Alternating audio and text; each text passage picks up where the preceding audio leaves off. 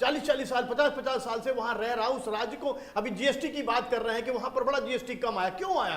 क्योंकि जो लोग बाहर जाकर के रह रहे हैं वो जीएसटी देते हैं, इनकम टैक्स देते हैं और खाते पीते हैं, उस राज्य का विकास करते हैं। और केवल बिहार का पलायन नहीं होता है। पलायन मतलब आप देखिए मध्य प्रदेश, राजस्थान और उत्तर प्रदेश, बिहार में जो मजदूर हैं, मजदूर तबके के लोगों को बुलाया जाता है। पंजाब में बुला लिया जाता है काम करने के लिए, आप आसाम में बुला लिया जाता है काम करने के लिए। बिल्कुल, चलिए सर मैं आपके पास वापस आऊंगी, इस बीच इस बात को पूरी करेंगे, लेकिन इस बीच एक बड़ी खबर बिहार वोटिंग के बीच गिरिराज सिंह का एक बड़ा बयान सामने आया है।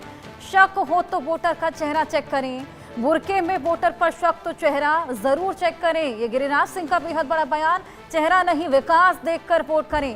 क्या कुछ और कहा, ये सुनवाएं। मैं भी वोट डालने आया हूं बड़हिया, लखीसराय विधानसभा, मध्य विद्यालय बड़हिया नंबर 2।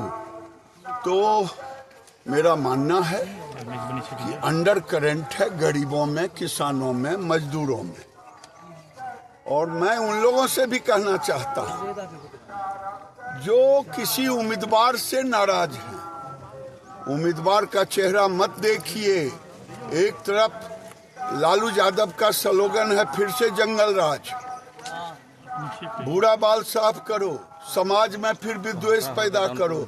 एक तरफ आपके घर में बिजली है, सड़क है, हमारी बहू बेटी बहन बच्चे सभी निकलते हैं रात अधरात को, किसी को कोई डर नहीं है। और जिस समय लालू यादव का आएगा, क्या नारा चल रहा था, कौन था? समस्तीपुर जिले में उम्मीदवार खड़ी, एक बच्चा कह रहा तेजस्वी भैया के राज यही है, तो कनपटिए में लगी फिर गोली। तो ये क्या बताता है? वो बच्चा सीखा कहाँ? समाज के माहौल से।